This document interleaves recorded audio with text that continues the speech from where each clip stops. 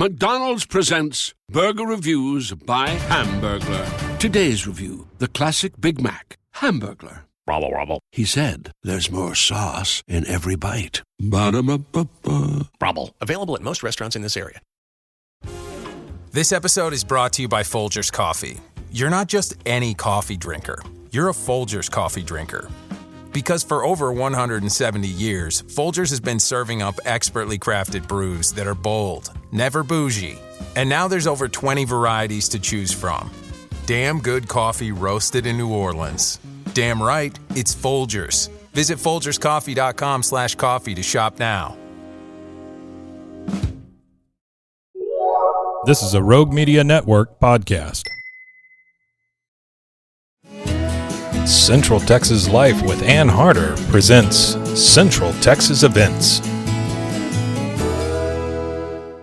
Hello, everybody. Welcome to Central Texas Events. And today we're going to talk about a very special event for the city of Waco. And it kind of centers around its 175th founding. And, you know, I think a lot of people may not know who really was the founder of Waco. And that's why we are here talking with Jeff Aresty and Monica Shannon, who are, well, you were the founder, Jeff, of the Jacob De Cordova Society. That's right. Relatively new group. Been around in a sense since 1849. But there's more that. Recently just set up. Well, and so let's talk a little bit about you. What brought you to Waco? You were an attorney in Boston for many years and got to Houston and then got to Waco. Our daughter is a doctor here in Waco, and after she completed her residency, she convinced us that she was going to stay here, and she has. She's now working in Gatesville and is in charge of a medical clinic there. Mm-hmm. She's got 2 children, so our grandchildren are here. And they're a powerful draw, aren't they? And we're here. So no Boston snow, but... We don't have the snow, but we've had some cold weather. It's pretty interesting to have the cold weather around here. Yeah, we have. Well, Monica, of course, you're a public relations expert, and you're the one who really first contacted me about this project that has to do with this gentleman here, Jacob De Cordova, and his, important impact on the city of Waco and its founding so many years ago. Jacob was an amazing fellow. I was told by my younger brother when we moved here that a Sephardic Jew was the founder of Waco.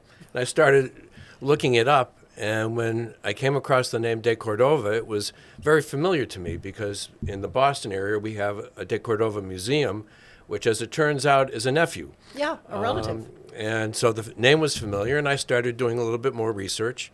And I went over to the Texas collection where they were incredibly helpful. And then I found out about the Institute for Oral History at Baylor. Next thing you know, I had all this research material that had been gone through by others long before my time. So I did a lot of reading. Mm-hmm. And it was fascinating to see what that man did. Very important in the history of Texas, not just Waco. Oh, yeah. And so he originally from Spain. And how did he make his way here? Well, the De Cordova lineage starts back before 1492, but in 1492 the family was expelled from Spain. That was part of the Inquisition. Mm-hmm. It was a time when the Jews had to leave. Yeah. His particular family, through various turns, made their way to Jamaica. And in Jamaica, there was a period of time in the early 1800s that his father took the family, moved to Philadelphia, where he founded there was a synagogue. He was the president of the synagogue there. Back in Jamaica, a predecessor in the family had founded a temple there. So there was a tremendous Jewish connection. And then they came to Philadelphia, and then at that point, through various turns, he made his way to Texas. Mm-hmm. And, of course, the Waco Indians living along the Brazos. So he probably found, as they did, that this was a pretty lovely little part of the state. He was very fortunate in the work that he did because he was a surveyor he worked extensively with surveyors across the state, and one of the great surveyors of the state is George Erath. And he hired George Erath, and because he owned and controlled land that is now the site of Waco, he asked George Erath, what is the place where we should set up a city?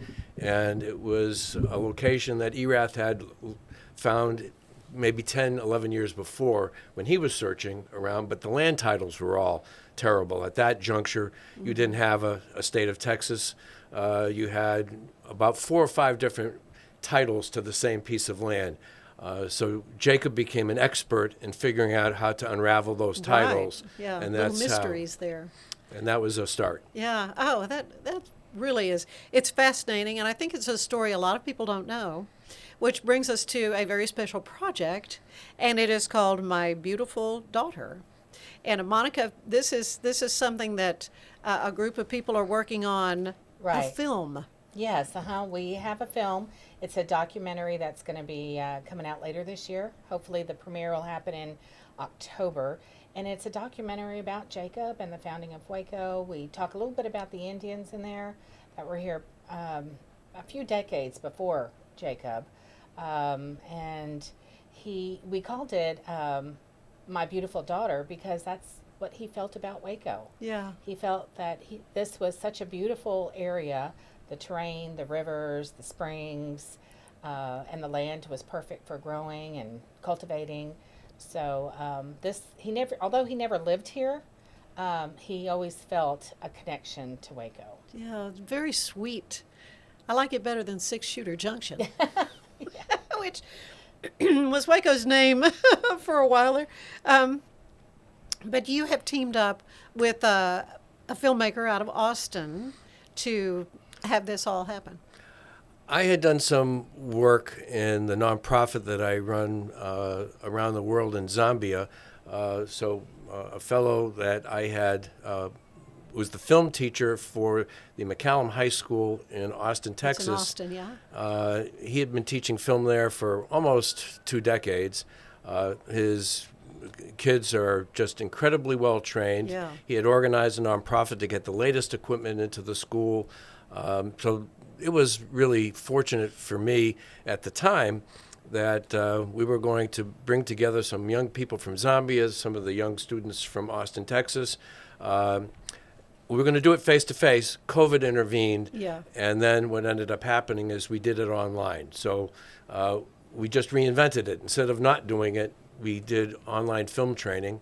And in fact, one of the young ladies who took that class is going to be involved with this film. She and I are talking tomorrow. No, that is awesome. So it's very what exciting. A great opportunity for young people to kind of put these skills to the test and work on a project that really can have so much impact for the city of Waco. We hope that it does in many ways. One of the intentions that we have with the film is to create the film in a laboratory environment. Yeah.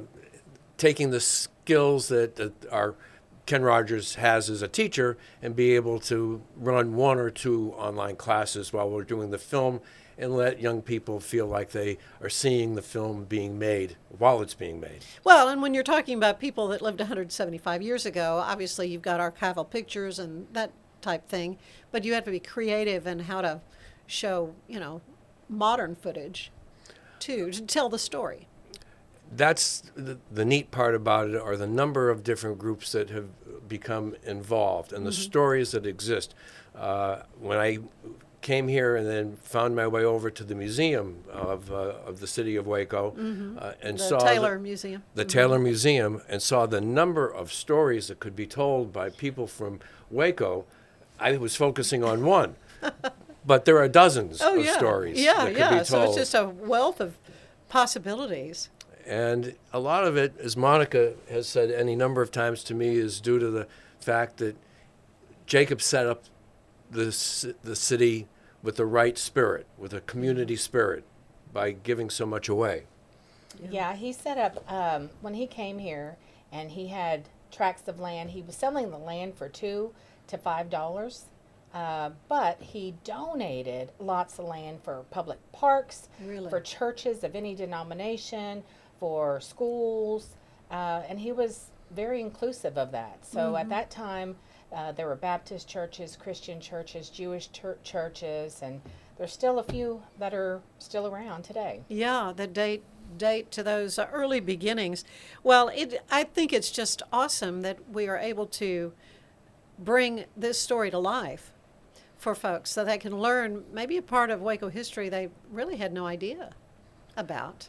I got very interested in this years ago because I was fascinated. You know, Roy de Romero was the artist of that. Yeah, right. And a little coloring book, which right, is available. Exactly.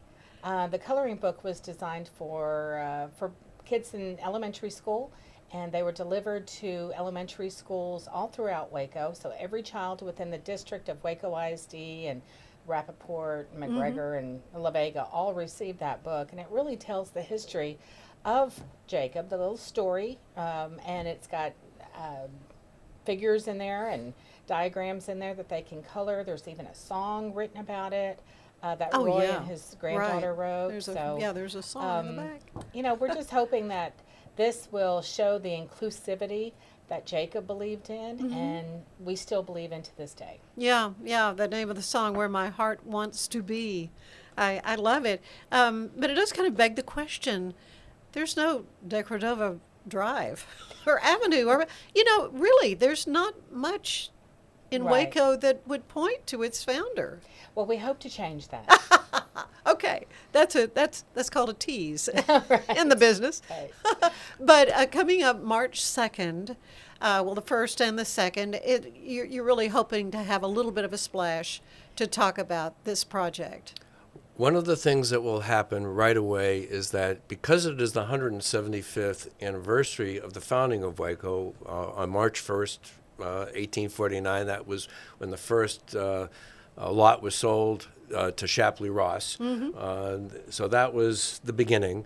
You now have 175 years later on this March 1st that's coming up, and we can reach out to everybody in Waco to participate in an anniversary. In the process of celebrating the anniversary, we can tell the story. Absolutely. And then there will be a film that will be premiered later in the year. So everybody can sort of have a hand in it. And in part, we're even thinking that this is a perfect opportunity to create a time capsule for, 25 years from now, for the 200th anniversary of Waco. What was it like today? That'll be here tomorrow, the way time flies. It seems to go fast. It goes very fast. But there will be people who have all kinds of ideas. Yeah. And, of course, as he did back then in creating a public square, if he were around today, he would be looking and saying, well, what's today's Wild West? What's the public square of today, and how are we going to create it today? So, we hope to generate those kinds of conversations so that people can feel that they're part of it, be included in the process. No doubt that will happen, and I'm excited to play a small part in this. But the Jacob De Cordova Society, how can folks learn more about that? There is a change.org organization. There is also a Facebook page, which is Jacob De Cordova Society. And of course, they can always reach out to me through texasfineartists@gmail.com. We are looking for sponsors, donations, volunteers. There is a lot of planning that we are doing for this year. And it's a fun opportunity for anyone who would get involved and help us out. Well, I just think there are a lot of people here locally that would want to take part in something as significant to the history of Waco and the future of Waco, really. Absolutely. So thank you both. Monica, thank you for Thank being you, with us. Ann. Jeff, so glad you found your way Glad to be here. to Texas from Massachusetts, but we're glad you're here because you've just jumped in with both feet.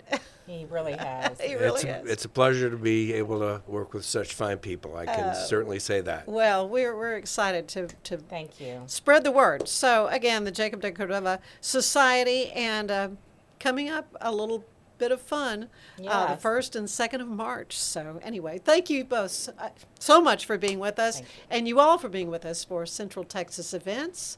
We'll see you next time. Bye-bye.